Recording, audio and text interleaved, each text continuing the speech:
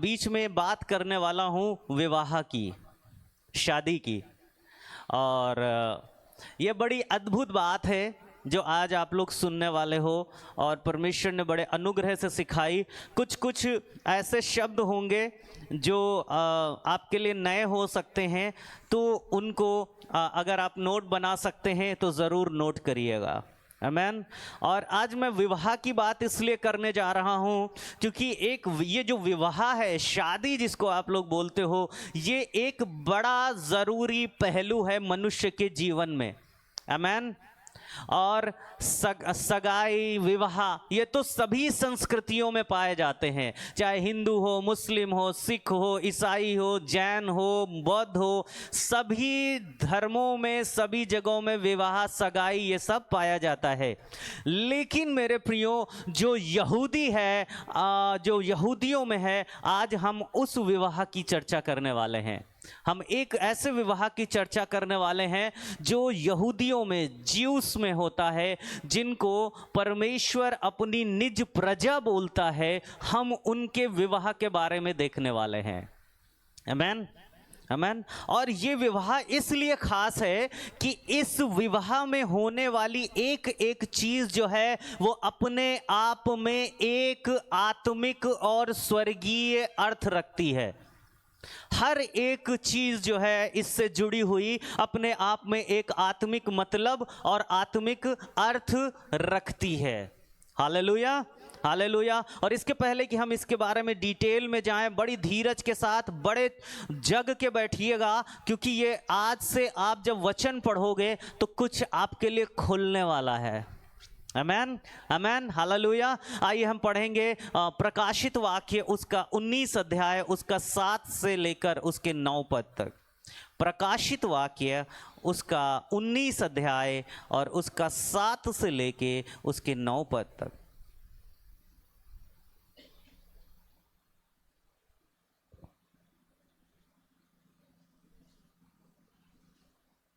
पढ़ना बेटा।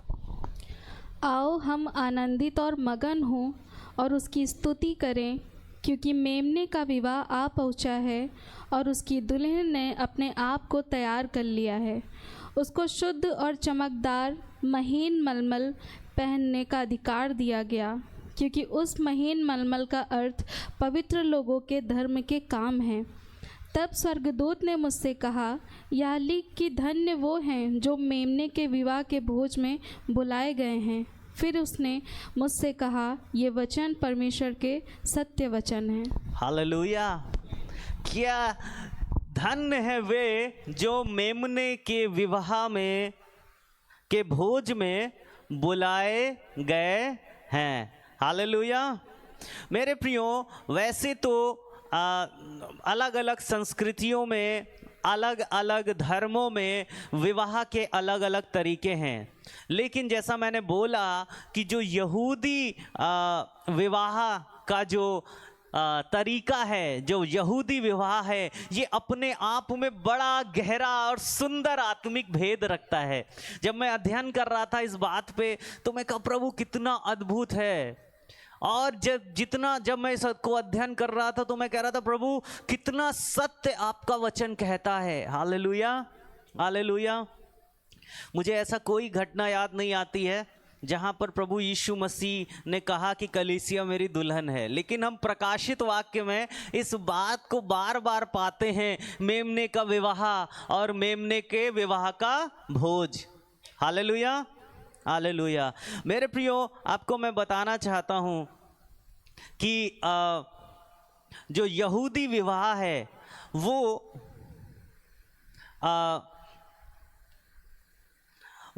इतना खास है मेरे प्रियो कि आप जब प्रकाशित वाक्य पढ़ोगे तो उसमें बार बार इस बात की चर्चा की जाती है। Hallelujah, hallelujah. अब मेरे प्रियो, जो यहूदी शादी है,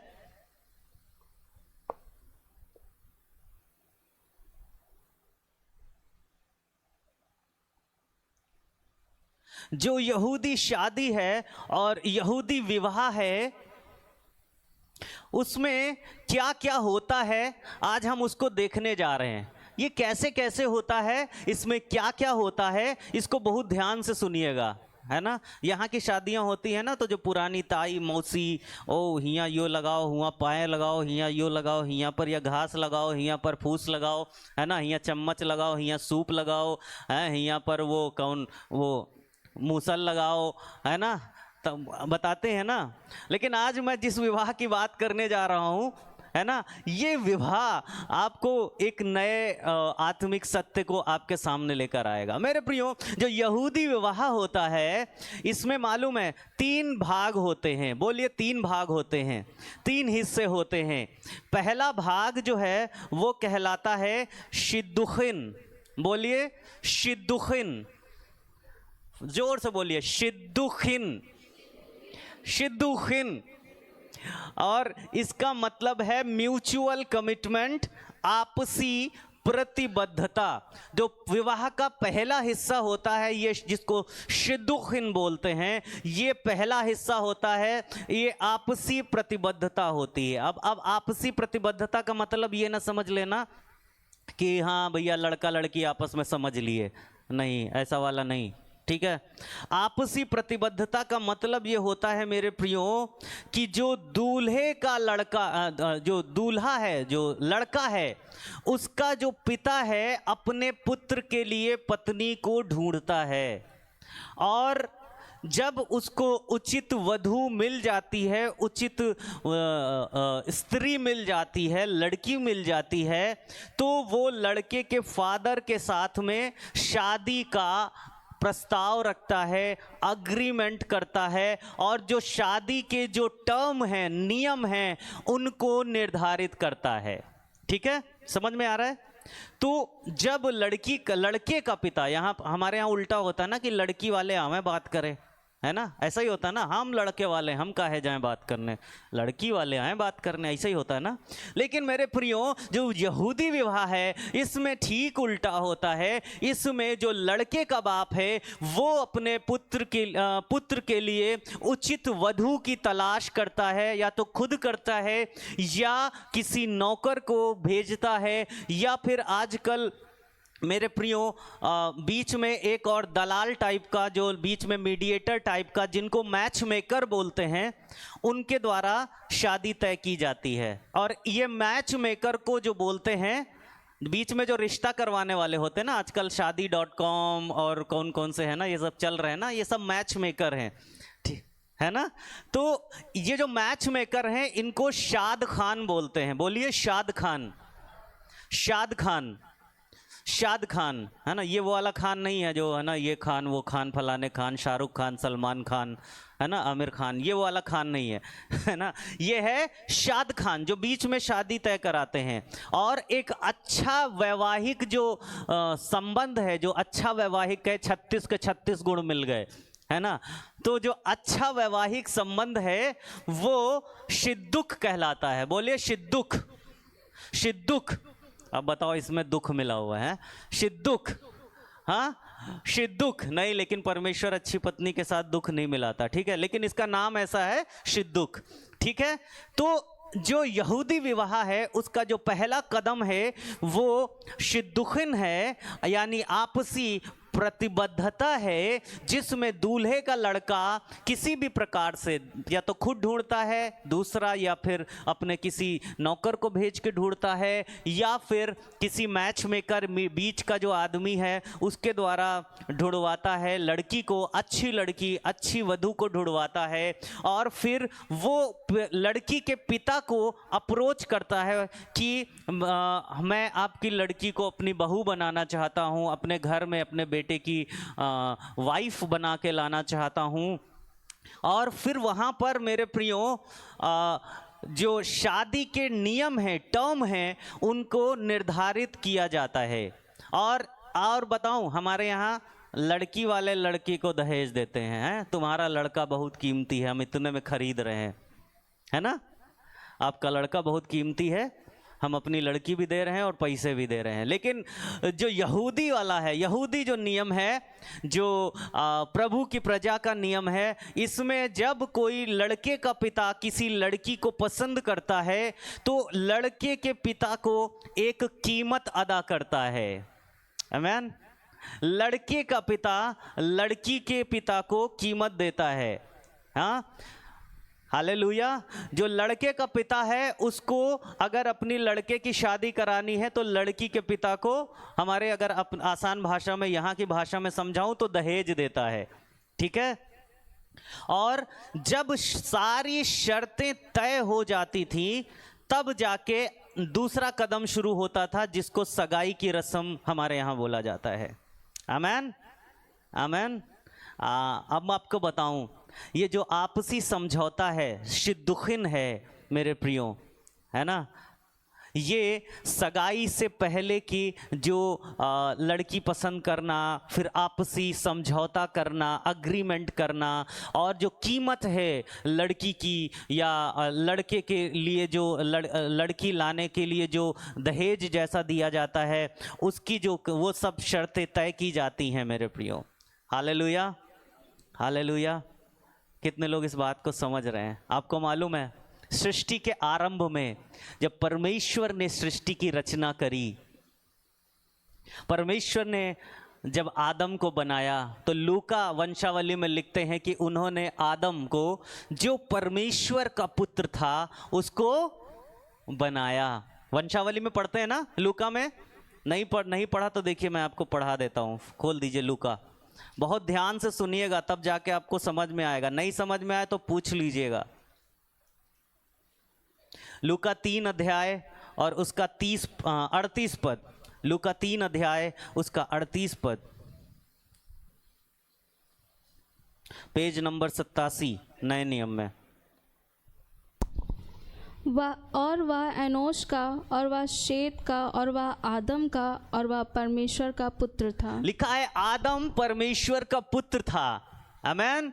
और जब परमेश्वर पहले आदम को बना लेते हैं, ध्यान से सुनिएगा, तो कहते हैं आदम का अकेला रहना अच्छा नहीं, और फिर वो आदम के लिए एक अच्छी उचित स्त्री को परमेश्वर लेके आते हैं। हालेलुया।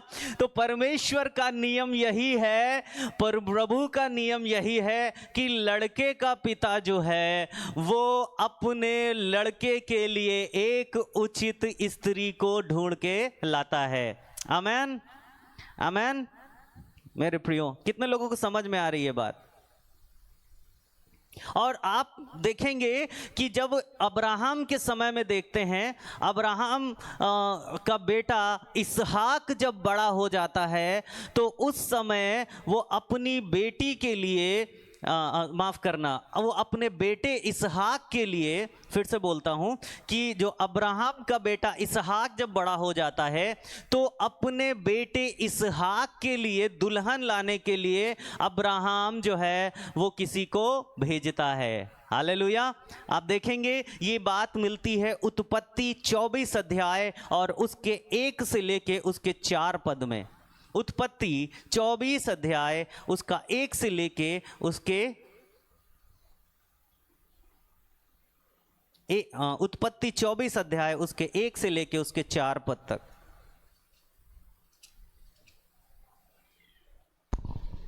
अब्राहम अब वृद्ध हो गया था और उसकी आयु बहुत थी, और यहोवा ने सब बातों में उसको आशीष दी थी।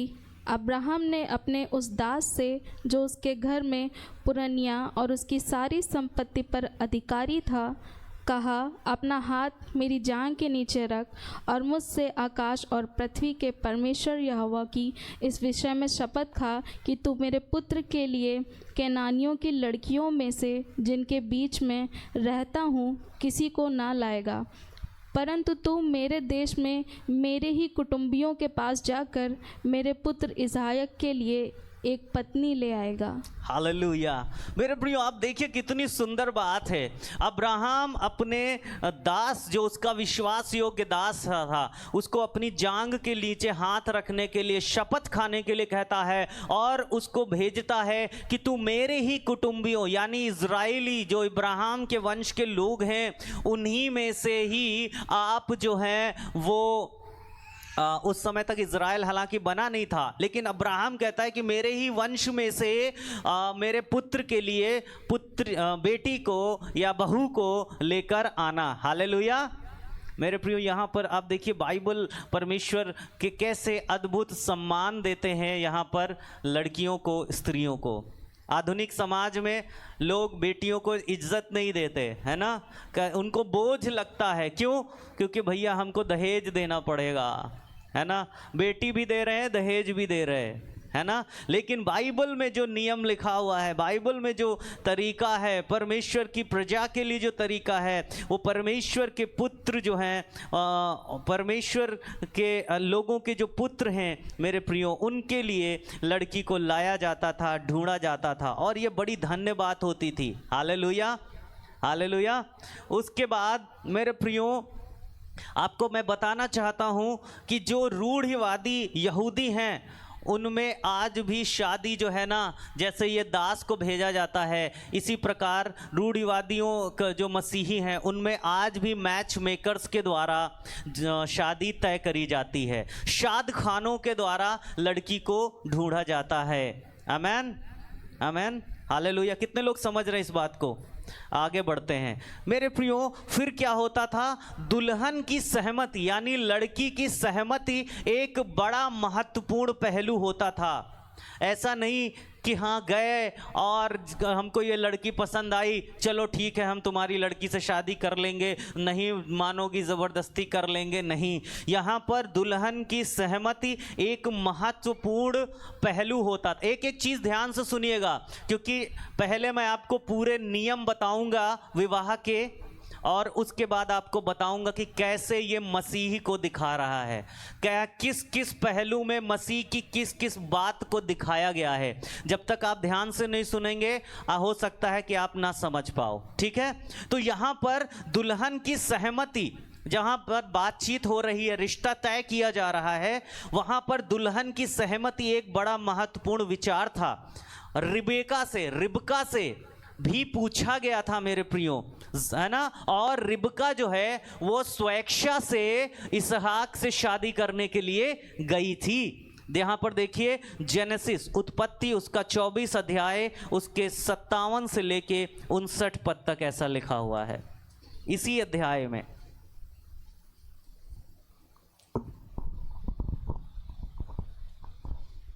उन्होंने पढ़े दादा, पढ़ो पढ़ो, हाँ पढ़ो। उन्होंने कहा, हम कन्या को बुलाकर पूछते हैं और देखेंगे कि वह क्या कहती है। और उन्होंने रिबका को बुलाकर उससे पूछा, क्या तू इस मनुष्य के संग जाएगी? उसने कहा, हाँ मैं जाऊंगी। तब उन्होंने अपनी बहन रिबका और उसकी दाई और अब्राहम के दास और उसके साथी सबों को विदा किया। Hallelujah, hallelujah. तो मेरे प्रियो, हम देखते हैं कि रिबेका की इच्छा जो थी वो बहुत इंपॉर्टेंट थी एक शादी के होने में। इसी प्रकार मेरे प्रियो, परमेश्वर का जो पुत्र है, मसीह है, प्रभु यीशु के साथ हमें संबंध स्थापित करने के लिए मजबूर नहीं किया जा सकता, ज़बरदस्ती नहीं किया जा सकता। जब तक कोई व्यक्ति स्वेच्छा से प्रभु को, मसीह को, खुद को समर्पित नहीं करता, तब तक वो संबंध जो है मसीह के साथ में, यीशु के साथ में वो स्थापित नहीं हो सकता। हालेलुया, हालेलुया। मेरे प्रियो, रिबका से पूछा गया कि क्या वो अब्राहम के सेवक के साथ जाएगी, इसहाक से विवाह के लिए जाएगी। उसी प्रकार पवित्र आत्मा, रुआख हाकोदेश या परमेश्वर के दूत, परमेश्वर के लोग पूछते हैं कि क्या हम प्रभु यीशु के साथ प्रेम की वाचा में प्रभु के पीछे चलने के लिए तैयार हैं। हालेलुया। कई बार आप ऐसे लोग पाओगे जो कहेंगे ना ही प्रभु ना पहियो तो तुम मर जी हो ना सोई जियो। हाँ सही बात है, लेकिन मेरे प्रियो जब आप किसी को सुसमाचार सुनाएं तो आप हमेशा याद रखें कि परमेश्वर जबरदस्ती किसी को संबंध स्थापित नहीं करवाता। आमेन। ये स्वेच्छा से, यहां पर रिबका से पूछा गया, रिबका ने हाँ बोला, तब जाकर वो संबंध स्थापित हुआ। मेरे प्रियो ये है शिदुखिम, बोलिए शिदुखिन, ये है शिदुखिन, यानी हम ये जहां पर एक आपसी प्रतिबद्धता, ये दुल्हन चुन ली जाती है मेरे प्रियो। और जब लड़की हाँ बोलती है तब लड़के का बाप और लड़की का बाप दोनों आपस में तय करते हैं। किसी भाषा में इसको मेहर भी कहा जाता है ना। आई थिंक मुस्लिम्स में इसको जो लड़की के साथ रिश्ता तय करने को मेहर भी बोला जाता है, ठीक है ना। तो मुझे जीउस का मैं देख के बताऊंगा इसमें क्या बोलते हैं इसको, लेकिन ये शुद्धिखुम है। जब लड़की को पसंद कर लिया जाता है, लड़की हाँ बोल देती है, तब लड़की का बाप लड़के के बाप के साथ मिलकर ये तय करता है कि लड़के के बाप को लड़की के पिता को कितने क्या देना है। ठीक है, समझ गए सभी लोग। और जब ये सब तय हो जाता है तब जो है ये शिद्दुखिन की प्रक्रिया पूरी होती है। समझ में आया? कितने लोगों को समझ में आ गया? चलिए बहुत अच्छा। पीछे वालों में कुछ को नहीं समझ में आया, प्रभु समझाए। ठीक है, इसके बाद मेरे प्रियो आपको बताऊं, फिर परंपरा के अनुसार सगाई की तैयारी होने लगती है। अगला जो कदम है वो है सगाई का। बोलिए सगाई का। और सगाई को इब्रानी में कहते हैं इरुसिन। बोलिए इरुसिन। अच्छा लग रहा है कुछ लोगों को, हमको लग रहा है ऐसा फील, अच्छा फील हो रहा है। आज तो शादी ब्याह की बात हो रही है, जवानों जिनकी शादी नहीं हुई तुम लोग, हाँ ठीक है। रामश्री बहन इधर बैठो आके थोड़ा सा। कुछ लोग बहुत बदमाशी कर रहे हैं आगे बैठ के, थोड़ा नियंत्रण में रखो। हाँ, तो जो सगाई की जो प्रक्रिया है, जो दूसरा कदम है, पहला था सिद्दुखिन यानी आपसी समझौता, आपसी अग्रीमेंट। उसके बाद जो दूसरा है वो है इरुसिन। बोलिए इरुसिन, जिसको बोलते हैं एंगेजमेंट। बोलिए एंगेजमेंट, है ना। एंगेजमेंट कहते हैं ना, रिंग सेरेमनी, वो एंगेजमेंट वगैरह हमारे यहाँ भी होती है। मेरे प्रियो, इस एंगेजमेंट में मेरे प्रियो आपको एक मजेदार बात बताता हूं। दुल्हन को मालूम है क्या बोलते हैं? कल्लाह। बोलिए कल्लाह। बोलिए कल्लाह। कल्लाह बोलते हैं, ठीक है। तो मेरे प्रियो, और दूल्हे को मालूम है क्या बोलते हैं? चटन। बोलिए चटन। चटन, हाँ चटन बोलते हैं। दुल्हन को बोलते हैं कल्लाह और दूल्हे को बोलते हैं चटन। ठीक है, तो अब जब ये अग्रीमेंट हो गया, अब सगाई होनी है। तो सगाई की तैयारी में मालूम है क्या होता है ना। जो दुल्हन कल्लाह है और दूल्हा चटन है, वो मिक्वा नाम, बोलिए मिक्वा, मिक्वा, मिक्वा नामक रीति से मेरे प्रियो गुजरते हैं। सबसे पहले उनको अलग अलग उनको पानी में डुबोया जाता है। हालेलुया। दुल्हन को अलग, दूल्हे को अलग पानी में डुबोया जाता है। ये पानी में डुबोना आत्मिक शुद्धि का प्रतीक होता है। बोलिए आत्मिक शुद्धि का। अब मैं बताऊं आपको, बपतिस्मा लेते हो? बपतिस्मा लेते हो पानी का? जिन्होंने लिया है, हाँ, यीशु ने बपतिस्मा लिया। कई बार लोग सोचते हैं कि प्रभु यीशु को बपतिस्मे की क्या जरूरत थी। कहते हैं ना, कभी विचार आया मन में कि अरे वो तो परमेश्वर के पुत्र थे, उन्हें बपतिस्मे की क्या जरूरत थी। लेकिन आप याद कीजिए, जब यीशु बपतिस्मा लेने आते हैं और यूहन्ना से लेने जाते हैं, तो यूहन्ना कहता है कि प्रभु मुझे तो आपके हाथ से बपतिस्मा लेने की जरूरत है। तो प्रभु उसको मना करते हैं। क्यों? क्योंकि जो दूल्हा है वो मसीह है। हालेलुया। क्योंकि जो दूल्हा चटन है वो मसीह है, वो यूहन्ना नहीं है। इसीलिए प्रभु कहते हैं कि इसको इसी रीति से होने दे। हालेलुया।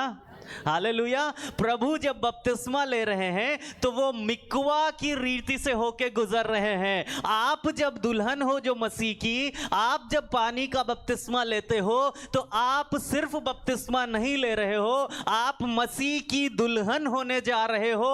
आप पानी में डुबोकर आप मिकवा की रीति से गुजर रहे हो। हालेलुया।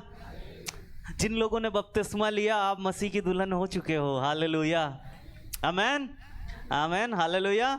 मेरे प्रियो, ये आत्मिक शुद्धि का प्रतीक है। हालेलुया।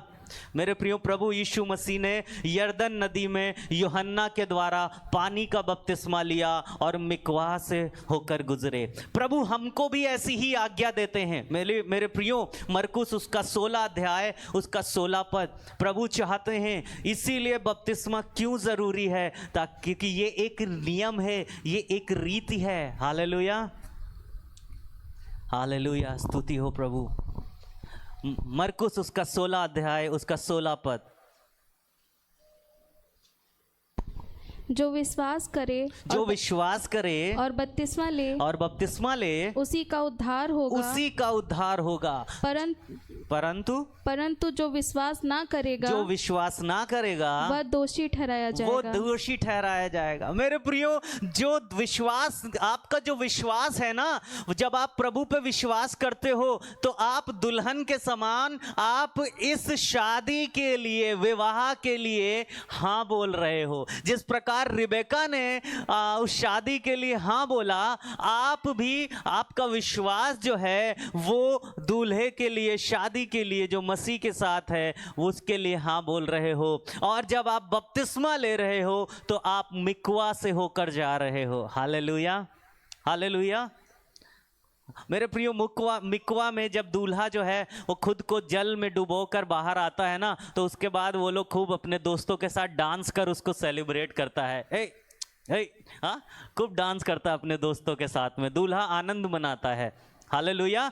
परमेश्वर का आपका है ना, जब जो दूल्हा जो है वो मिकवा से यानी पानी से निकलकर ऊपर आता, दोस्तों के साथ खूब आनंद मनाता है। परमेश्वर का वचन कहता है कि एक पापी के लिए जो मन फिराता है, स्वर्ग में ऐसा ही आनंद होता है।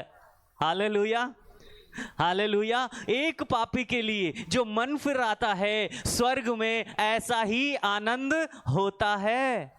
मेरे प्रियो, हालेलुया। मजा आ रहा है, नहीं आ रहा है, बोर हो रहा है? कितने लोग बोर हो रहे हैं? हाथ उठाइए। चलिए, बहुत अच्छा। एक बहन बोर हो रही है, प्रभु का धन्यवाद हो। नहीं, वो समझ नहीं पाई, कोई बात नहीं, उनको समझ नहीं आया मैं क्या पूछ रहा हूँ। चलिए, उसके बाद मेरे प्रियो, जब पहला सिद्दुखिन कदम होता है, उसके बाद जब सगाई होती है, उसमें मालूम है क्या होता है? बहुत सारी चीज़ें होती हैं। सबसे पहले मिकवा होता है, जिसमें दूल्हा दुल्हन अलग अलग पानी में डूबकर बाहर आते हैं।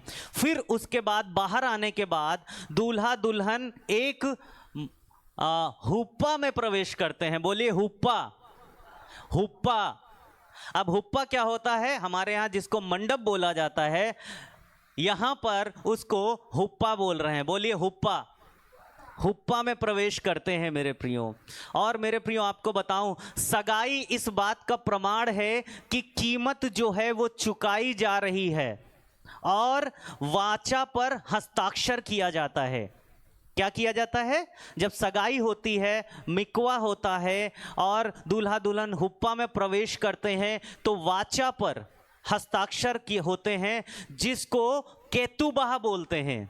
जो वाचा होती है, उस पर जो हस्ताक्षर होते हैं, उसको केतुबाह बोलते हैं। बोलिए केतुबाह, केतुबाह बोलते हैं। और ये केतुबाह इस बात का प्रमाण है कि आने वाले समय में विवाह किया जाएगा, विवाह संपन्न किया जाएगा। तो मेरे प्रियो, सगाई जब हो रही होती है तो इसका मतलब है कीमत चुकाई जा रही है और केतुबाह यानी वाचा पे, प्रतिज्ञा पे साइन किया जा रहा है। दूल्हा दुल्हन मिकवा में पानी में डूबकर बाहर आते हैं और एक हुप्पा में प्रवेश करते हैं। Hallelujah, hallelujah. उसके बाद मेरे प्रियो, मालूम है यहाँ पर जब होता है तो ये जो केतुबहा है, जो हस्ताक्षर किया जाता है, जो विवाह की वाचा है, उस पर जो हस्ताक्षर किया जाता है मेरे प्रियो, ये उस हुप्पा के अंदर होता है। आमेन, आमेन। और ये मेरे प्रियो इस बात का प्रतीक है कि एक नया घर बनाया जाने वाला है। समझ रहे हैं? ये केतुबहा और ये हुप्पा में प्रवेश करना इस बात का प्रतीक है। सगाई, अच्छा सगाई को मैंने बताया क्या बोलते हैं? सगाई को नहीं बताया।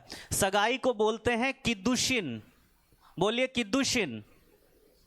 किद्दुशिन या इरुसिन। किद्दुशिन और इरुसिन दोनों ही बोला जाता है। KUDDUSHIN। किद्दुशिन और इरुसिन सगाई को बोलते हैं। मेरे प्रियो, मिकवा से निकलने के बाद, ध्यान से देखिएगा, जिसको नींद आ रही सो जाओ, कोई बात नहीं, ठीक है। जो जाग रहे हैं वो जाएंगे हमारे साथ, क्योंकि ये प्रभु यीशु मसीह के दोबारा आने की बात बता रहा हूं, बहुत ध्यान से सुनिएगा। हालेलुया। तो मेरे प्रियो, अब क्या हो गया? अग्रीमेंट हो गया, है ना? अग्रीमेंट हो गया, उसके बाद सगाई तय हो गई, लड़की ने हाँ बोल दी, है ना? ठीक है, अग्रीमेंट हो गया, लड़की ने हाँ बोल दी। अब सगाई की तैयारियां, सारी शर्तें मान ली गई, सगाई की तैयारियां शुरू हो गई। अब सगाई में कीमत चुकाई जाएगी, वाचा पर हस्ताक्षर किया जाएगा मिकवा से बाहर आने के बाद। और जब ये दूल्हा दुल्हन मिकवा से वापस आकर वाचा पर हस्ताक्षर, केतुबहा पर हस्ताक्षर करने के बाद दूल्हा दुल्हन मालूम है क्या करते हैं?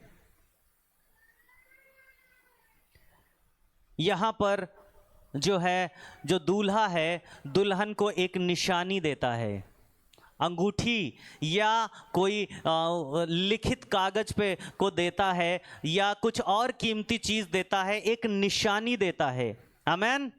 उसके साथ अगली जो कदम होता है वो अपनी प्रतिज्ञाओं को पक्का, ध्यान से सुनिएगा और आप बताइएगा कि ये किस बात को दिखा रहा है, ठीक है?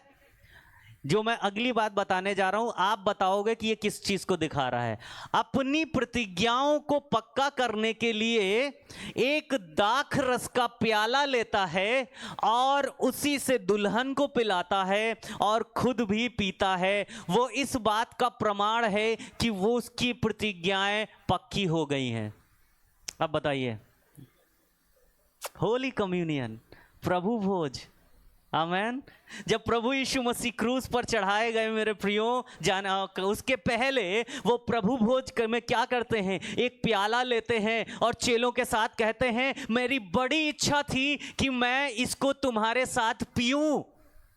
और दूसरी बात और उसी जगह पे कहते हैं, अगर आप ध्यान दें, कहते हैं जब तक अपने पिता के राज्य में फिर से ना आऊं तब तक फिर कभी नहीं पीऊंगा। उसका भी मतलब हम आगे समझने वाले हैं। Hallelujah, hallelujah. तो मेरे प्रियो, यहाँ पर दूल्हा दुल्हन को एक निशानी देता है और उससे वादा करता है कि मैं तुम्हारे लिए ये करूंगा, ये करूंगा, ये करूंगा। केतुबहा, नई वाचा। नई वाचा किसको याद आई? मैं तुम्हें नया मन दूंगा, अपने नई आत्मा दूंगा, हाँ, और अपना वचन तुम्हारे हृदय की पटियाओं पर लिखूंगा और तुम्हें फिर से लेने आऊंगा। हालेलुया, मैं तुम्हें फिर से लेने आऊंगा। ये जो वाचा है दूल्हा दुल्हन के साथ बांधता है मेरे प्रियो। Hallelujah, hallelujah. कितने लोग समझ रहे हैं? हाँ, आपको बताऊं, दाखरस में शामिल होने के बाद, प्रभु भोज जिसको बोलते हैं, उसमें शामिल होने के बाद, कीमत चुका देने के बाद, फिर निशानी दे देने के बाद, फिर वाचा या केतुबहा स्थापित करने के बाद, ये सब करने के बाद, जो सगाई की रस्म है इतनी सारी चीजों से मिलके बनी है, ये सब करने के बाद जो दूल्हा है अपने पिता के घर में वापस आ जाता है। जो दूल्हा है वो अपने पिता के घर में वापस आ जाता है दुल्हन को इस वादे के साथ कि मैं तेरे लिए घर तैयार करने जाता हूं। आमेन। वो अपने पिता के घर में आता है, काम करता है और जगह तैयार करता है। ये बात किसको दिखाती है? प्रभु कहते हैं मैं अपने पिता के घर जाता हूं। हाँ, मेरे पिता के घर में रहने के बहुत से स्थान हैं, अगर ना होता तो तुमसे कह देता। हालेलुया। ये दूल्हा अपने पिता के घर में जाता है, वापस जगह तैयार करता है। और मालूम है, दूल्हा तब तक काम करता रहता है जब तक उसका पिता काम को देखकर दुल्हन को लाने का दिन नहीं बताता और आज्ञा नहीं देता। आपको मालूम है, यीशु मसीह कहते हैं कि जब वो दोबारा आएंगे उस दिन को कोई और नहीं जानता, केवल पिता जानता है। हालेलुया। मेरे प्रियो, इस विवाह की रस्म में पिता अपने लड़के को बोलता है, लड़के को जाके बोलता है, जा इस दिन जा, अब लेके आ, पहले से नहीं बताता। आमीन। इस विवाह की रस्म में जो यहूदी विवाह है उसमें पिता अपने बेटे के पास जाएगा एक दिन और बोलेगा कि बेटा अब जा, अपनी दुल्हन को लेकर आ जा।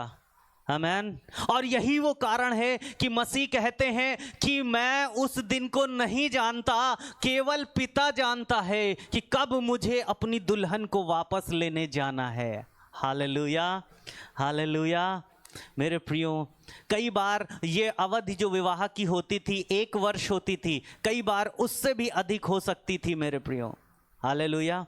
और जब तक फाइनल शादी हो नहीं जाती, विवाह हो नहीं जाता था, इस दौरान ये दोनों दूल्हा और दुल्हन ये दोनों विवाहित माने जाते थे, लेकिन एक साथ नहीं रह सकते थे और ना ही शारीरिक संपर्क कर सकते थे। मेरे प्रियो, ये दोनों ना ही एक साथ रह सकते थे, ना शारीरिक संपर्क कर सकते थे, लेकिन ये दोनों ही विवाहित माने जाते थे। मेरे प्रियो, आपको मालूम है, एक जगह पे जब मरियम को उस पवित्र आत्मा की ओर से गर्भवती पाया गया तो यूसुफ चुपके से छोड़ देने की वो है ना कोशिश करता है ना, कि वो भली स्त्री, मैं उसे बदनाम नहीं करूंगा, लेकिन वो छोड़ने का मन करता है उसको। मेरे प्रियो, एक बार सगाई होने के बाद वर और वधू ऐसे एक दूसरे को नहीं छोड़ सकते थे। यहां तो गए सगाई, लो तुम अपना सामान वापस, हम अपना सामान वापस, ना हुई ब्याह। हमारी बिटिया मना कर दी, हमारा लड़का मना कर दी। लेकिन आपको बताऊं, इस विवाह में अलग है। इस सगाई को तोड़ने के लिए, इस इरुसिन या किदुशिम को तोड़ने के लिए मेरे प्रियो, धार्मिक तलाक की जरूरत पड़ती थी, प्रॉपर रिलीजियस डिवोर्स की जरूरत पड़ती थी मेरे प्रियो। और लड़की मना नहीं कर सकती थी, केवल इसकी जो पहल होती थी सिर्फ दूल्हे की तरफ से होती थी। आमीन। आप बताऊं क्यों? प्रभु कहता है कि मैं तुम्हें ना कभी छोड़ूंगा और ना कभी त्यागूंगा। हालेलुया। प्रभु ने अपनी कलीसिया को छोड़ने के लिए कलीसिया को अधिकार ही नहीं दिया। कलीसिया को छोड़ना, लोगों को छोड़ना सिर्फ प्रभु के हाथ में है। आमीन। आप चाहे पापी हो, आप चाहे गुनहगार हो, आप चाहे कितनी ही गंदगी में चलने वाले हो मेरे प्रियो, लेकिन मैं आपको बताऊं, आपको छोड़ने का अधिकार सिर्फ प्रभु को है। आमीन। हाँ, लेकिन कई बार ऐसा होता था कि दुल्हन जो थी वो गलत चीज़ों में पड़ जाए, व्यभिचार को छोड़कर, यानी मूर्ति पूजा को छोड़कर, और कोई ऐसा कारण नहीं है कि हमारा प्रभु जो है वो अपने लोगों को त्याग दे। ऐसा कोई पाप नहीं है जो प्रभु से आपको दूर ले जा सके। अगर आप मन फिराते हो, प्रभु से क्षमा मांगते हो, तो प्रभु फिर से आपको अपना बनाने के लिए तैयार है। हालेलुया। अगर आप मन फिराते हो, अपने आप को बदलते हो। लेकिन हाँ, एक ऐसी चीज है, मूर्ति पूजा या व्यभिचार, मूर्ति पूजा को व्यभिचार का दर्जा दिया गया है विश्वासियों में, वो ही ऐसा कारण है। अगर आप ऐसे कामों में पड़ोगे जो मूर्ति पूजा के हैं, हाँ, पिछले दिनों मुझे मालूम हुआ, कलीसिया का ही एक परिवार है जो दुनिया की रीति में अपने लड़के के लिए लड़की ढूंढ के लाए। खबर मिली मुझे, और ये भी कह रहे हैं कि कलीसिया में किसी को ना पता चले, है ना। अब ये भी कह रहे हैं कलीसिया में किसी को ना पता चले। तो इतने सालों के विश्वास के बाद मालूम है, मैं उस परिवार के लिए चिंतित था, दुखी था, और ये सोच रहा था क्या मैं न्याय करूंगा किसी का, या मैं दूल्हा हूं? दूल्हा तो मसीह है, न्याय मसीह करेगा। देख मसीह रहा है, अगर उससे छुपा सको तो छुप जाओ। हाँ, अगर उससे छुपा सको तो छुप जाओ। मुझे नहीं बताओ या बता भी दो तो मैं क्या करूंगा? कुछ नहीं। आमेन। मेरे प्रियो, सिर्फ एक ही कारण है, जैसा हमने देखा कि सगाई तोड़ने के लिए वर और वधू को धार्मिक तलाक लेना पड़ता था, जिसको गेट बोलते थे। बोलिए गेट, GET, गेट। ये तो आसान है ना, गेट, वेरी गुड, ठीक है। और इसकी पहल सिर्फ दूल्हे के द्वारा करी जा सकती थी मेरे प्रियो। हालेलुया। अब मैं आपको बताता हूं सगाई में क्या क्या हुआ, फिर से बताता हूं, एक बार ध्यान से सुनिएगा। हाँ, जिसको नींद आए पीछे बाजा के मुंह में पानी मार लीजिएगा, ठीक है। मेरे प्रियो, मिकवा हो गया। सबसे पहले क्या हो गया? मिकवा हो गया। सगाई में दूल्हा दुल्हन ने पानी में डूबकर बाहर आए। फिर दूल्हा दुल्हन दोनों एक हुप्पा मंडप में गए। उसके बाद दूल्हे ने दुल्हन को निशानी दी, है ना। उसके बाद अपनी प्रतिज्ञाएं दी। फिर दाख रस का प्याला जो है आदान प्रदान किया। उसके बाद दूल्हा इस वादे के साथ कि मैं तुमको फिर से लेने आऊंगा, अपने पिता के घर में जगह तैयार करने जाता हूं। मेरे प्रियो, दूल्हा अपने पिता के घर में जाता है और काम करता है, और उस दिन का इंतजार करता है दूल्हा कि जिस दिन मेरा पिता आएगा और कहेगा कि जाओ अपनी दुल्हन को लेकर आओ। आमेन। और इस सगाई का जो समय, सगाई से विवाह के बीच का समय कई बार 1 साल या उससे ज्यादा भी हो सकता था। अब इस पूरे समय में दुल्हन क्या करती थी मालूम है? दुल्हन क्या करती है मेरे प्रियो? ये व्यक्तिगत तैयारियों में समय बिताती है। ये इस बात में मन लगाती है, पूरा ध्यान लगाती है कि मैं दूल्हा कभी भी आ सकता है, दिन को भी आ सकता है और रात को भी आ सकता है। 10 कुंवारियों का दृष्टांत किसको याद है? याद है 10 कुंवारियों का दृष्टांत मत्ती में। मेरे प्रियो, दुल्हन जो है वो इंतजार करती है कि दूल्हा जो है वो कभी भी आ सकता है, और दुल्हन को भी नहीं पता कि दूल्हा कब आएगा।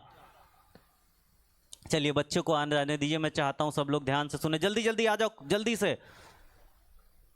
जल्दी से बैठ जाओ। Very good. आप कोई मूवमेंट नहीं, ठीक है, बहुत ध्यान से सुनिएगा, ठीक है। तो इस समय में दुल्हन को नहीं पता कि दूल्हा कब आएगा मुझे लेने, तो दुल्हन क्या करती है? तैयारी में समय बिताती है। वो अपने वस्त्रों को तैयार करती है। वस्त्र तैयार करना क्या बात को दिखाता है? अपना जीवन तैयार करना, अपना जीवन तैयार करना। हालेलुया। उसके बाद वो दुल्हन जो है वो दीपक या मशाल और उसके साथ तेल, है ना, उसको तैयार करती है। 10 कुंवारियों में देखा है ना, मशाल, दीपक और कुप्पी, ये इसको तैयार करके रखती है मेरे प्रियो।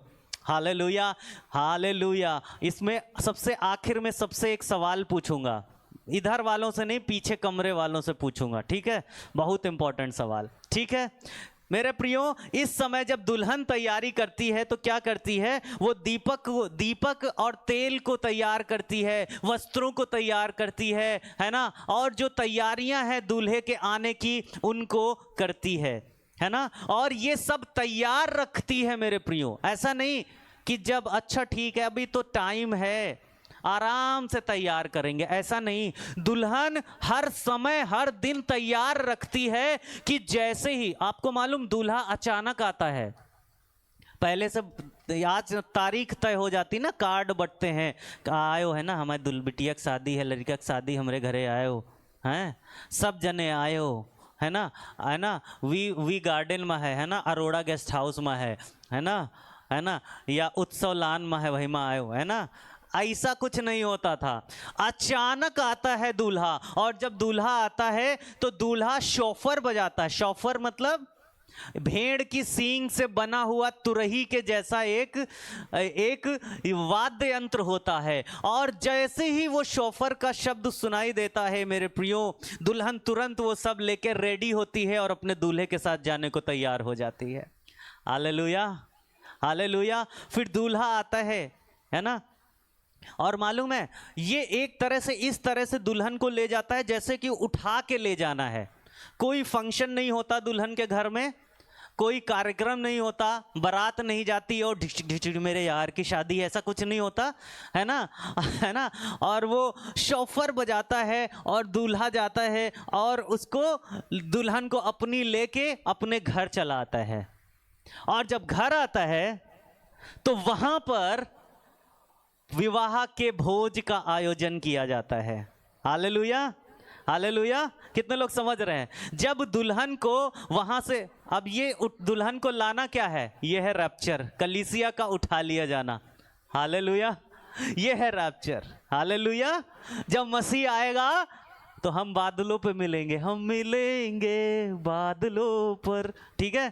तो मसीह आएगा अपनी दुल्हन को लेके जाएगा। Hallelujah, hallelujah. और तब तक इस दुल्हन को क्या करना है? अपने आप को तैयार करना है, तेल लेके, मशाल लेके या दिया लेके, और अपने वस्त्रों को तैयार रखना है कि जैसे ही वो तुरही का शब्द सुनाई दे मेरे प्रियो, हम उसके साथ बादलों पर उस विवाह के भोज के लिए इकट्ठे हो जाएं, मसीह के और कलीसिया के विवाह के लिए। हालेलुया।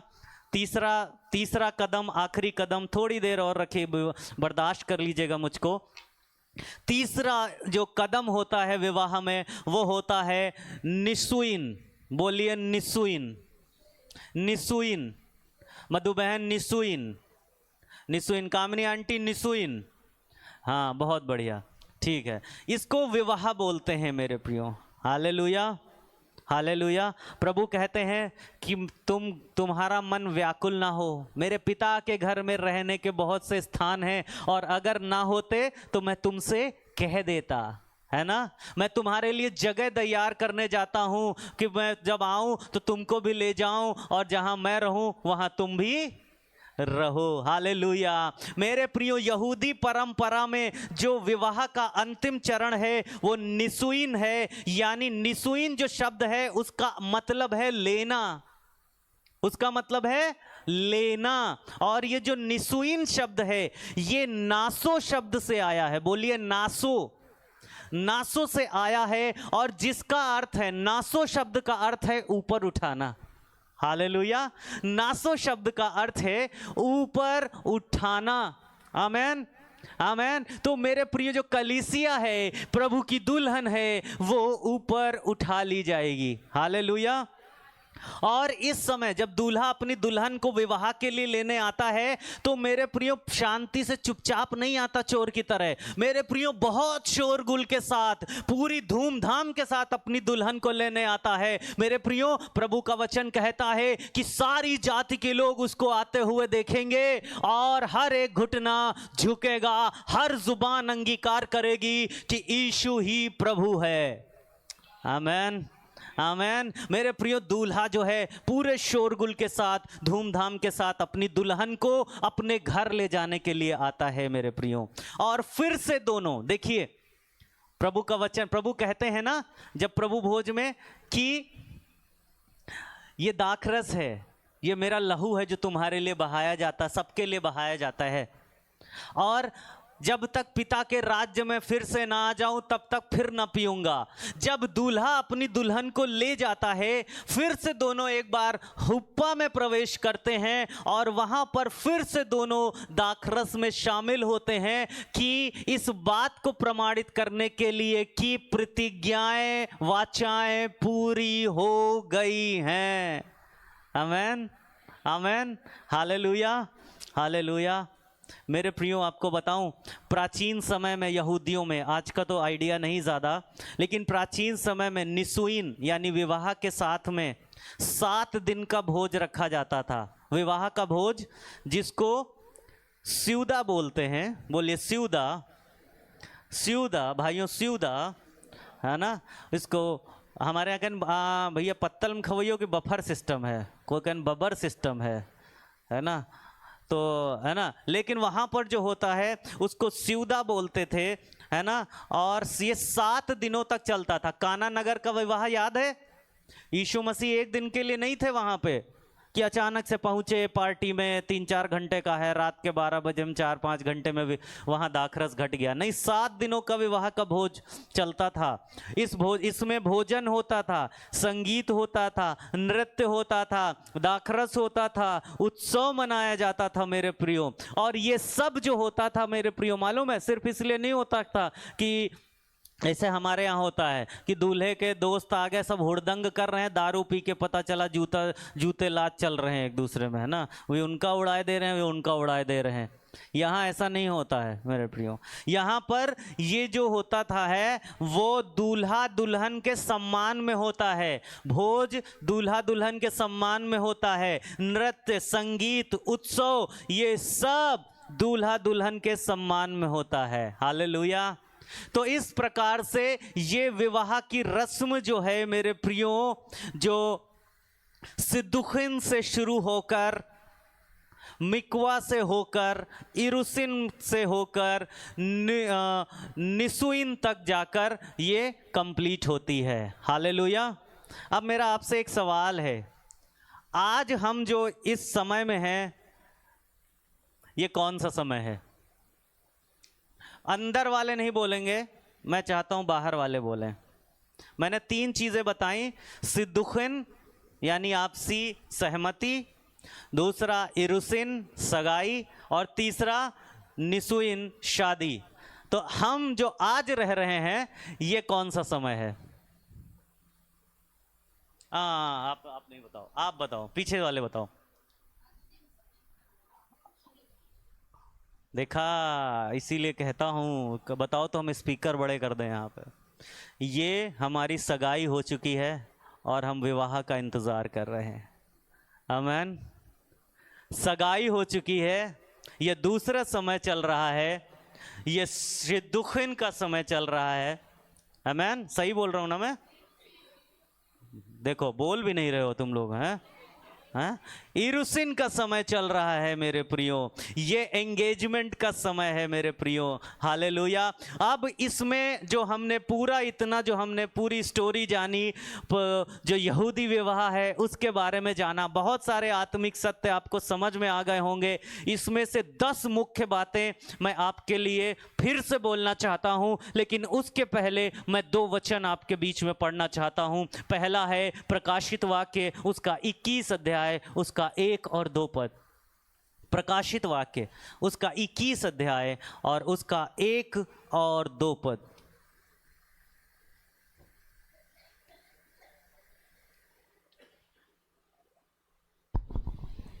फिर मैंने नए आकाश और नई पृथ्वी को देखा, क्योंकि पहला आकाश और पहली पृथ्वी जाती रही थी और समुद्र भी ना रहा।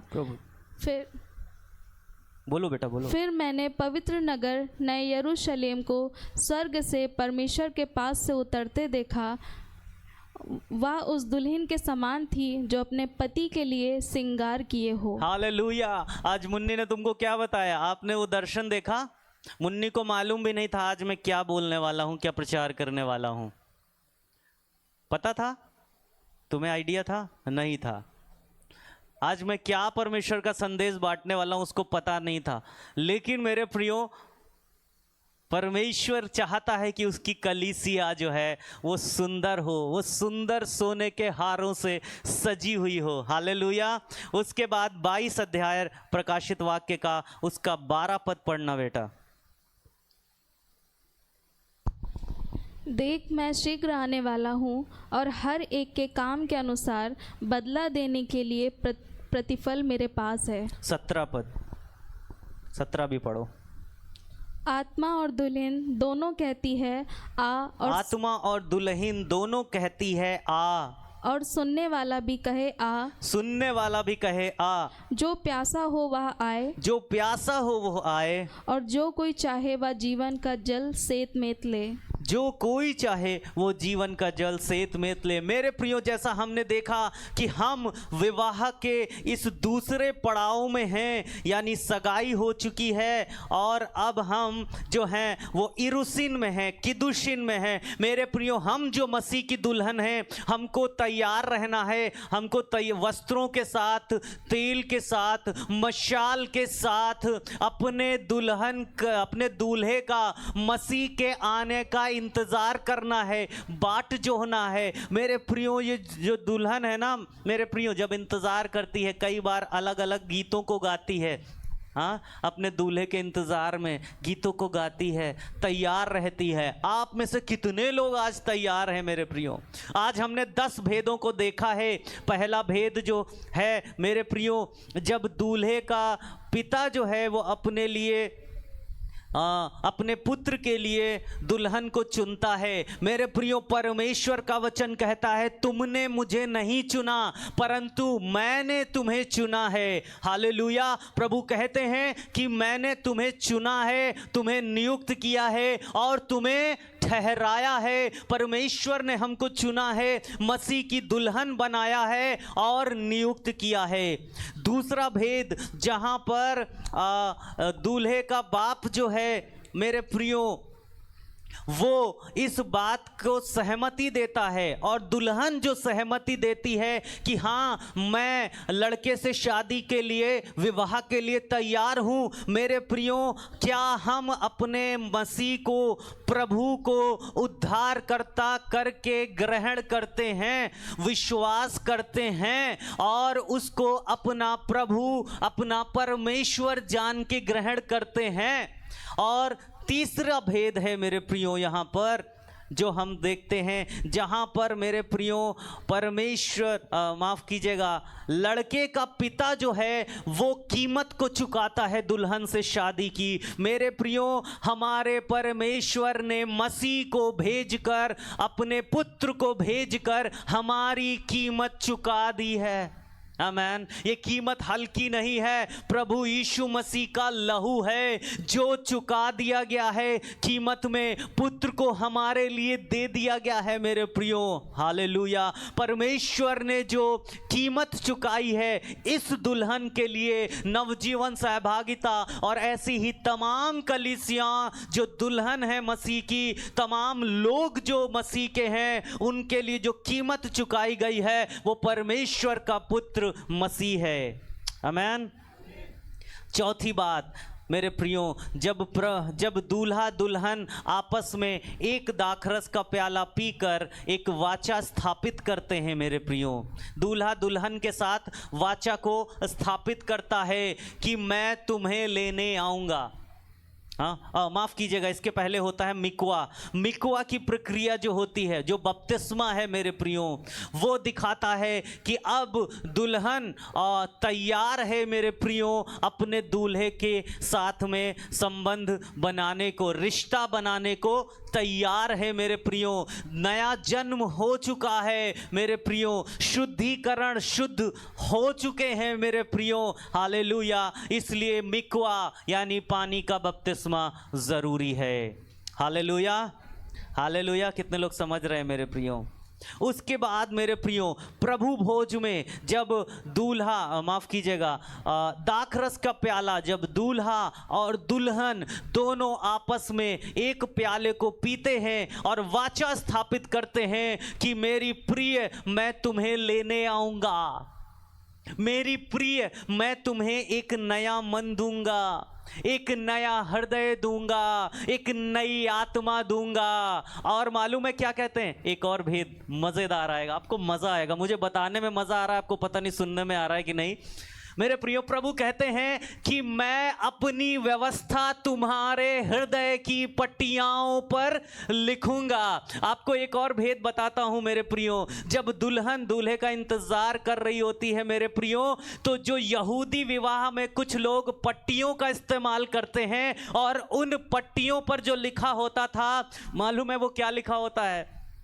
एनी एल्डोडी विडोडी ली। फिर से बोलूं, एनी एल्डोडी विडोडी ली। ये बोलो बहुत अच्छा है मेरे साथ, मैं धीरे धीरे बोलता हूं। बोलिए, एनी एल्डोडी विडोडी ली। फिर से बोलता हूँ, मतलब बाद में बताऊंगा, आप पहले बोलो।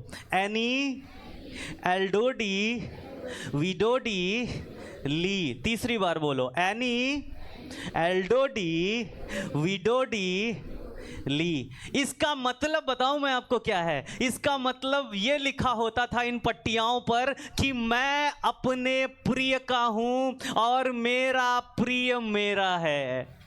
हालेलुया। मैं अपनी वाचा तुम्हारे हृदय की पट्टियाओं पर लिखूंगा। हालेलुया।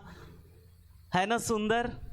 मुझे नहीं मालूम आप लोगों को कैसा लग रहा है, लेकिन मैं बहुत एक्साइटेड हूं जब इसको पढ़ रहा था मेरे प्रियो, अध्ययन कर रहा था मेरे प्रियो। प्रभु का जो वो दाखरस है वो प्रभु की वाचा का लहू है। हालेलुया।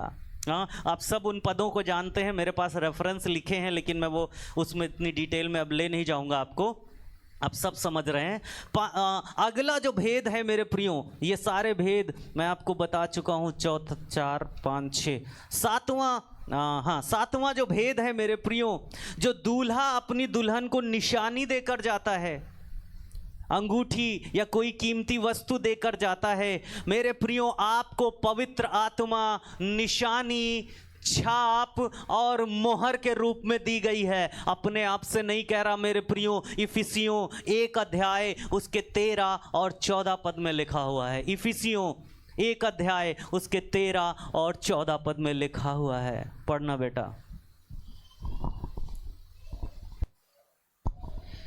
और उसी में तुम पर भी, जब तुमने सत्य का वचन सुना, जो तुम्हारे उद्धार का सुसमाचार है, और जिस पर तुमने विश्वास किया, प्रतिज्ञा किए हुए पवित्र आत्मा की छाप लगी। वह उसके मोल लिए हुए के छुटकारे के लिए हमारी मीरास का बयाना है कि अमेन, अमेन। बस करना बेटा। पवित्र आत्मा की छाप ये आपको निशानी के रूप में दिया गया है मेरे प्रियो। हालेलुया। 4 अध्याय इसी का 30 पद पढ़ना बेटा। इफिसियों 4 अध्याय उसका 30 पद।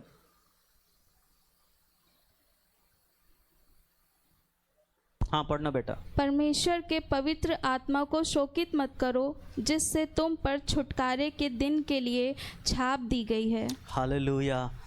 मेरे प्रियो, आपको बताऊं, प्रभु यीशु मसीह यूहन्ना में कहते हैं, मालूम है क्या कहते हैं? मैं आपके लिए पढ़ देता हूँ। कहते हैं कि मैं पिता से विनती करूँगा और वह तुम्हें एक और सहायक देगा कि वह सर्वदा तुम्हारे साथ रहे। फिर कहते हैं कि परंतु जब वो सहायक आएगा, जिसे मैं तुम्हारे पास पिता की ओर से भेजूँगा, अर्थात सत्य का आत्मा जो पिता की ओर से निकलता है, तो वो मेरी गवाही देगा। हालेलुया। परमेश्वर ने, मसीह ने, हमारे दूल्हे ने हमको सगाई में निशानी दी है, छाप दी है, मोहर दी है मेरे प्रियो। हालेलुया। और उसके बाद यूहन्ना उसके 14 अध्याय और उसके 2-3 पद में कहते हैं कि मेरे पिता के घर में बहुत से रहने के स्थान हैं, यदि ना होते तो मैं तुमसे कह देता, क्योंकि मैं तुम्हारे लिए जगह तैयार करने जाता हूं। और यदि मैं जाकर तुम्हारे लिए जगह तैयार करूं तो फिर आकर तुम्हें अपने यहाँ ले जाऊंगा कि जहाँ मैं रहूं वहाँ तुम भी रहो। हालेलुया। हालेलुया। मेरे प्रियो, जब दूल्हा अपनी दुल्हन से वाचा बांधता है कि मैं अपने पिता के घर वापस जा रहा हूँ, वहाँ तुम्हारे लिए जगह तैयार करूँगा, प्रभु दूल्हा वापस जाता है अपने पिता के घर में, अपनी दुल्हन के लिए जगह तैयार करता है कि एक नया घर बनने जा रहा है, एक नया परिवार बनने जा रहा है। मेरे प्रियो, ये 7वां भेद हमने देखा। हालेलुया। माफ़ कीजिएगा, 8वां भेद। उसके बाद जो 9वां भेद है मेरे प्रियो, हमने देखा इस विवाह में कि दूल्हा कभी नहीं जानता कि उसका पिता कब बोलेगा कि अपनी दुल्हन को ले आओ जाके। आमेन। प्रभु यीशु मसीह मत्ती 24 अध्याय 36 पद में कहते हैं, उस घड़ी को, उस समय को कोई नहीं जानता, केवल पिता। हालेलुया। उसको स्वर्गदूत भी नहीं जानते, केवल पिता जानता है। हालेलुया। और उसके बाद आखिरी जो हमने भेद देखा मरकुस 14 अध्याय उसके 25 पद में लिखा है, और उसके अलावा मेरे प्रियो लूका 22:18 में भी लिखा है कि जब दूल्हा अपनी दुल्हन को, जहाँ प्रभु यीशु मसीह कहते हैं कि ये दाख का रस तब तक फिर न पीऊँगा जब तक अपने पिता के राज्य में वापस नहीं आऊँ। मेरे प्रियो, हम देखते हैं कि जब मसीह दोबारा इस विवाह में हमने देखा कि जब दूल्हा अपनी दुल्हन को लेकर अपने घर चला जाता है, वहाँ पर जब भोज होता है तो ये वापस से हुप्पा में जाते हैं और वापस से वहाँ पे दाखरस को पीकर मेरे प्रियो दोनों इस बात को प्रमाणित करते हैं कि जो विवाह की प्रक्रिया है वो पूरी हो गई। Hallelujah, hallelujah. कितने लोग समझ रहे हैं? मेरे प्रियो, आप मसीह की दुल्हन हो। मुझे नहीं मालूम आज से पहले आप में से कितने लोगों ने इस वचन को पहले सुना होगा, या मेरे जीवन में और कितनी बार अवसर मिलेंगे प्रभु के और लोगों को इस वचन को बताने के लिए। लेकिन अगर आप इस विवाह की प्रक्रिया को समझ गए तो आप ये समझ जाएंगे कि हमारा प्रभु सच्चा है और हमें लेने आने वाला है। हम मसीह की दुल्हन हैं, हमको तैयार रहना है। प्रभु कहते हैं जागते रहो, तैयार रहो और जागते रहो। तुम उस घड़ी को जानते नहीं है कि कब मनुष्य का पुत्र आ जाएगा। हाँ, वो दिन अचानक आएगा मेरे प्रियो। अचानक देखते देखते आकाश में तुरही होगी, वो फूका जाएगा और हमारा दूल्हा अपनी दुल्हन को लेने के लिए आ जाएगा। Hallelujah, hallelujah. कितने लोगों को समझ में आया? कितने लोगों को समझ में नहीं आया वो भी बता दीजिए, कोई बात नहीं। नहीं समझ में आया तो पूछ लीजिएगा। मैं चाहता हूँ हर एक जन इस बात को समझ जाए। ये बड़ी आत्मिक सच्चाई है मेरे प्रियो। हालेलुया। प्रभु कहते हैं वो फिर से आएंगे हमें लेने के लिए। वो आने वाले हैं, वरन हमारा दूल्हा आने ही वाला है मेरे प्रियो। आमीन। आप मानो, आपको ये वचन आज आपके मन में बसे या ना बसे, आप बपतिस्मा मिकवा लो ना लो, लेकिन जो मेरा काम है, जो मेरी जिम्मेदारी है, मैंने आपको सारे भेदों को खोल के बता दिया है। आमीन, आमीन। दुल्हन को चाहिए कि अब जब सगाई हो चुकी है, जब हमने अग्रीमेंट किया है, समझौता कर लिया, सगाई कर ली कि अब मैं अपने प्रिय की हूँ, अब मैं अपने प्रिय की हूँ और मेरा प्रिय मेरा है, जब हमने बोल दिया है तो अब हम अपने दिन जो बिताएं वो तैयारी में बिताएं। अपने वस्त्रों की तैयारी में अंदर से धो डालो, चमचमाने लग जाओ, वस्त्र तैयार करो, अपने आप को बदल डालो, अपनी बातें बदल डालो, अपने मन को बदल डालो, अपनी भावनाएं, अपने विचार बदल डालो। हर एक चीज जो गंदा करती है, मालूम है यहूदियों को किस चीज ने गंदा किया था और वो क्या कारण था कि शास्त्री फरीसियों को ने जो है वो क्रूस पे चढ़ा दिया। सबसे खास चीज, किस चीज की वजह से मसीह का इनकार कर दिया था उन लोगों ने? आपको मालूम? ईर्ष्या, जलन। जिसको जलन बोलते हो ना, वह हमते बहुत जलत है। ये वाली जलन, वह हमका देख के जरी गए, ये वाली जलन। हमारा भाई हमसे जलता है, ये वाली जलन। ये इतनी खतरनाक है, जिसने इतना गंदा कर दिया था, इतनी गंदी चीज कर दी थी, इतनी खतरनाक भयानक चीज कर दी थी कि जो परमेश्वर की निज प्रजा है उसने मसीह का इनकार कर दिया था। जो व्यक्ति ईर्ष्या से भरा होता है, मान लीजिए कोई व्यक्ति मुझसे ईर्ष्या से भरा है, अब मैं चाहे जितनी ही अच्छी बात कर दूंगा उसको मेरी बात अच्छी नहीं लगेगी, क्योंकि वो ईर्ष्या रखता है और वो निर्णय बना के बैठा है कि ये व्यक्ति गलत ही है। वो निर्णय ईर्ष्या करता है, ये बात बना के बैठा है, ये तो सही कर ही नहीं सकता। मेरे प्रियो, ये बहुत डेंजर है। खैर, ये तो एक उदाहरण है, ऐसी बहुत सारी चीजें हो सकती हैं मेरे प्रियो। लेकिन ऐसी कोई भी बात, अपने मन को बदल डालो, अपनी बुद्धि को बदल डालो, अपनी सोच, अपनी थॉट को बदल डालो, अपने बोलचाल को बदल डालो मेरे प्रियो। मन के उठना वाला हर भाव बदल डालो मेरे प्रियो। और ये बदलना जो होगा, ये आपको दुल्हन के समान तैयार करेगा। आमेन। तेल तैयार रखो, आमेन। तेल तैयार रखो, पवित्र आत्मा से भरते रहो। तेल तैयार रखना मतलब पवित्र आत्मा से भरते रहो। दुल्हन का यही काम है, सगाई के बाद तेल को तैयार रखना, पवित्र आत्मा से मशाल जलती रहे। प्रभु कहते हैं कि तुम्हारी मशालें जलती रहे, आमेन। अपनी मशालों को जलाकर रखो पवित्र आत्मा से। हर रोज मैं सिखाता हूं, हर रोज प्रभु से बोलो मुझे पवित्र आत्मा से भरो, आमेन, आमेन, आमेन। क्योंकि हमारा दूल्हा आने वाला है, आमेन। हमारा दूल्हा आने वाला है। बोलिए हमारा दूल्हा आने वाला है, हालेलुया। मैं अपने प्रिय की हूं, बोलिए, और मेरा प्रिय मेरा है। एनी एल्डोडी विडोडी ली, एनी एल्डोडी विडोडी ली। मैं अपने प्रिय का हूं और मेरा प्रिय मेरा है, हालेलुया। मेरे प्रियो, केतुबा साइन हो चुका है, विवाह का अनुबंध साइन हो चुका है, आमेन, आमेन। कितने लोग समझ रहे हैं, आमेन, हालेलुया। और आपको मालूम, जब सगाई होती थी तो उसमें 2 गवाह भी होते थे, है ना। 2 गवाह, ऐसे जो आपसी रिश्तेदार ना हो, ऐसे 2 गवाह तैयार किए जाते थे।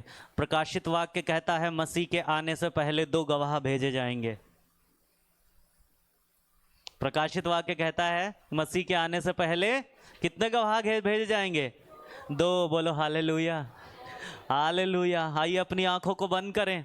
हमने जो इस विवाह के बारे में सीखा है उसको अपने मनों में दोहराएं। सभी लोग अपनी आंखों को बंद करें। जो हमने विवाह के बारे में सीखा है हम उसको अपने मनों में दोहराएंगे, हालेलुया, याद करेंगे और अपने पिता से कहेंगे, अपने दूल्हे से कहेंगे, एनी एल्डोडी विडोडी ली, यानी मैं अपने प्रिय का हूँ और मेरा प्रिय मेरा है, hallelujah, hallelujah. Thank you Jesus.